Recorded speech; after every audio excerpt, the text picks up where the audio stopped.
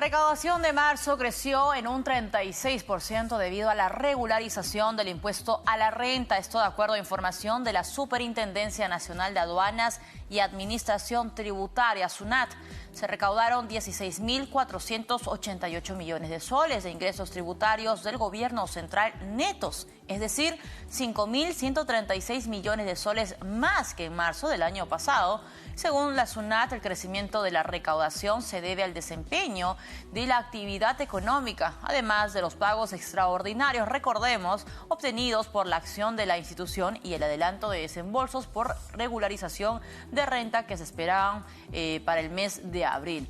Luis Enrique Vera, titular de la entidad, señala que entre los factores de crecimiento se encuentra el desempeño del PBI, que ha sido positivo, y la demanda interna de febrero, que registraron un crecimiento de 4.9% y también de 2.2%.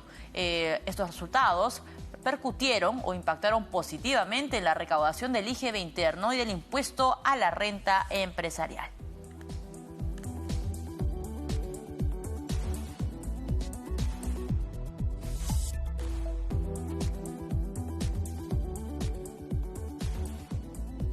Muy bien, vamos a continuar con más información aquí en Economía para Todos y vamos a hablar de la situación de los hogares más golpeados, más vulnerables, que ya lamentablemente no les alcanza el ingreso para cubrir los gastos mensuales. Esto de acuerdo a un estudio que ha realizado Activa Perú. Vamos a conversar inmediatamente con el gerente de la unidad de Customer Experience de Activa Perú, Hilario Shong-Shin. Hilario, ¿cómo estás? Bienvenido.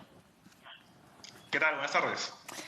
En principio, coméntanos cuáles han sido las principales conclusiones de este reporte, de ese estudio que ustedes han realizado, enfocándonos sobre todo de la falta de capacidad que tienen o la situación complicada que están viviendo los hogares más golpeados, los más vulnerables, en cuanto a pues que el dinero no les está alcanzando para llegar al mes. Sí, y creemos en realidad que es una consecuencia de la percepción respecto a la situación actual del país, ¿no? En la encuesta que de hecho hemos hecho a nivel nacional, han sido más de 1.200 encuestas que hemos hecho a nivel nacional en Perú, se refleja que casi el 60% de la población en total piensa que el gobierno nos está llevando de alguna forma en una dirección incorrecta. Ajá. Se siente mucho que el país está estancado, incluso en retroceso, en una proporción importante de la población, y esto lo vemos en general en todos los estratos, ¿no?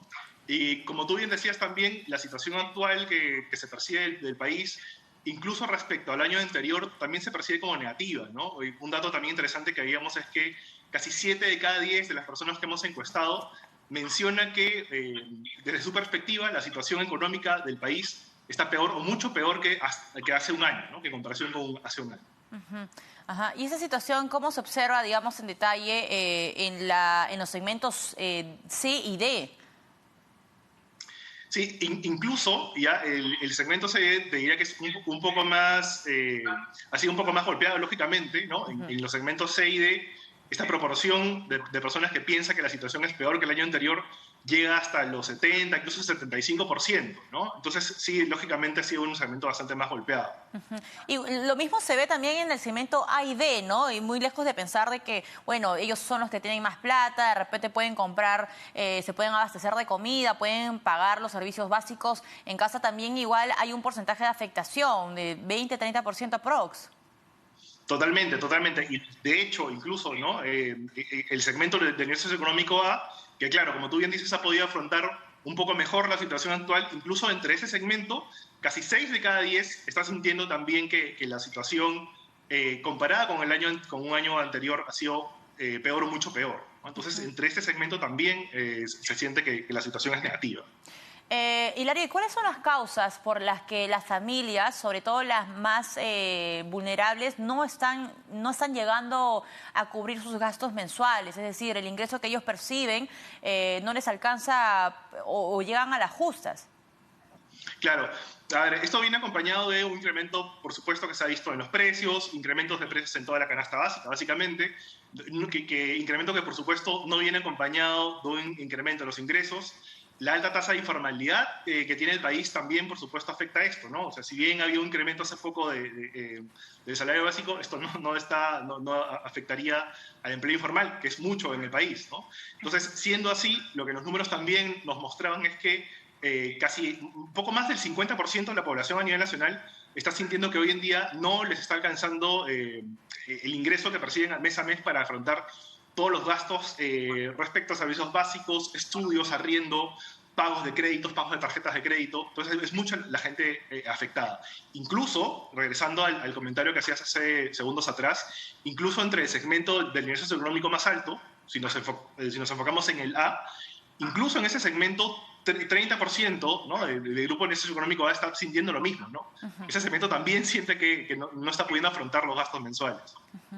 Ahora, Hilario, ¿qué va a pasar en los próximos meses? ¿Qué se avisora en los próximos meses si es que esta situación de la inflación se mantiene tal como está? Porque tenemos factores externos, tenemos factores internos, estamos lejos de que, por ejemplo, el conflicto entre Rusia y Ucrania llegue a un fin, ¿no? Los fertilizantes siguen incrementándose, las hectáreas de producción en el Perú se están reduciendo, vamos a ver recién lo del IGB y si es que esto se traslada finalmente a los precios finales a partir de mayo, y teniendo en cuenta que somos un mercado bastante informal, no sabemos si es que de repente la casera va a trasladar esa reducción del IGB finalmente al pollo que nos vendan en el mercado. ¿Cuál es la situación que van a vivir las familias en los próximos meses? Porque esta inflación probablemente se mantenga así. Así es. Y de hecho, bueno, lo que nosotros podemos recoger de los estudios que hacemos es la perspectiva y un poco la expectativa del público, ¿ya? Y analizando los datos con ese estudio que nosotros hacemos bimestralmente, de Pulso Ciudadano en Perú, analizando los datos lo que vemos es que el público se ha vuelto cada vez más pesimista, ¿no? Ahora mismo tenemos que un casi 40% del público a nivel nacional que tiene una expectativa bastante negativa respecto al futuro económico del país. 40% cree que en el futuro la situación económica va a ser peor o mucho peor de lo que es actualmente, ¿no?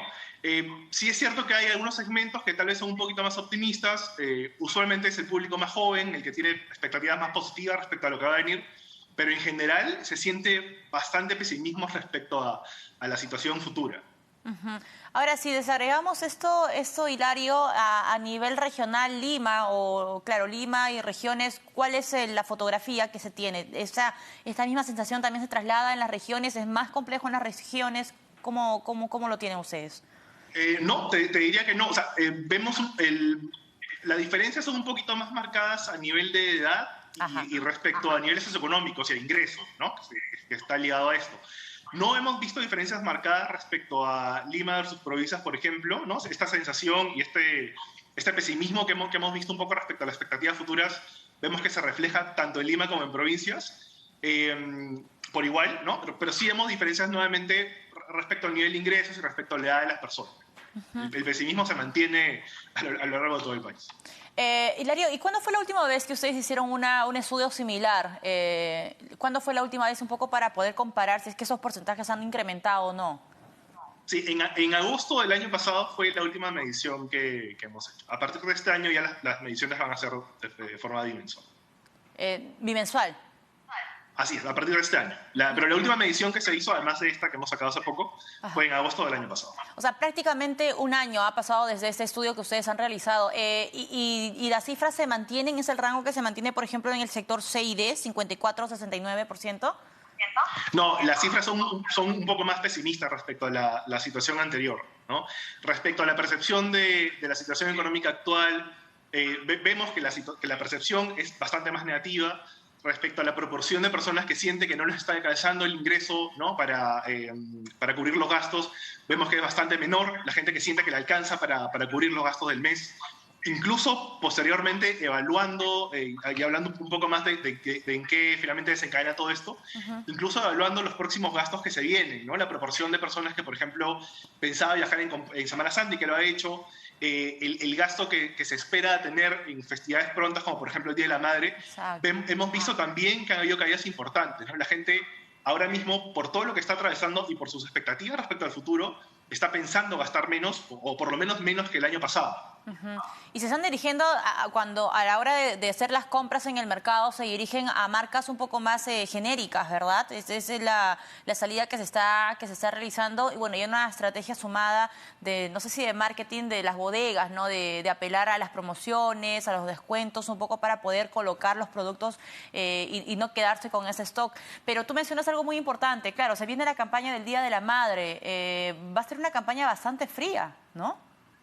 Sí, o sea, por lo menos lo que los números nos dicen es que va a ser una compra bastante más austera respecto al año pasado, ¿no? Hay una proporción de gente importante que nos dice que va a gastar mucho menos que el año pasado. El gasto promedio que hemos considerado para este año, por compras en general, pensando en el Día de la Madre, es aproximadamente 180 soles, ¿no? Que es menos lo que se había calculado el año pasado. ¿Cuánto se calculó el año pasado? El año pasado fueron más o menos 250 soles aproximadamente, ¿no? Entonces había una reducción importante.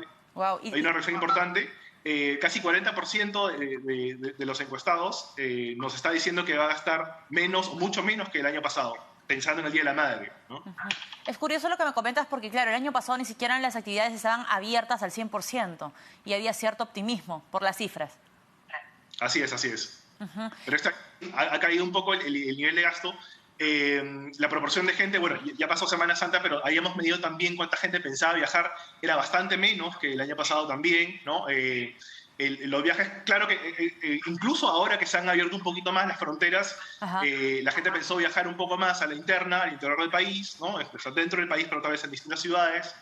Pero también, ¿no? Se ha restringido un poco el viaje. Entonces, lo que vemos es que, claro, el consumidor ahora mismo está priorizando gastos de la canasta básica, otros gastos más importantes que estos otros que son complementarios, ¿no? Un poco para entender el contexto de cuándo se hizo esta encuesta y qué es lo que sucedía en el país, ¿nos puedes detallar, Hilario, cuándo fue la fecha de recojo de esta información? Sí, el campo de este estudio fue realizado entre el 21 y el 28 de marzo del presente año.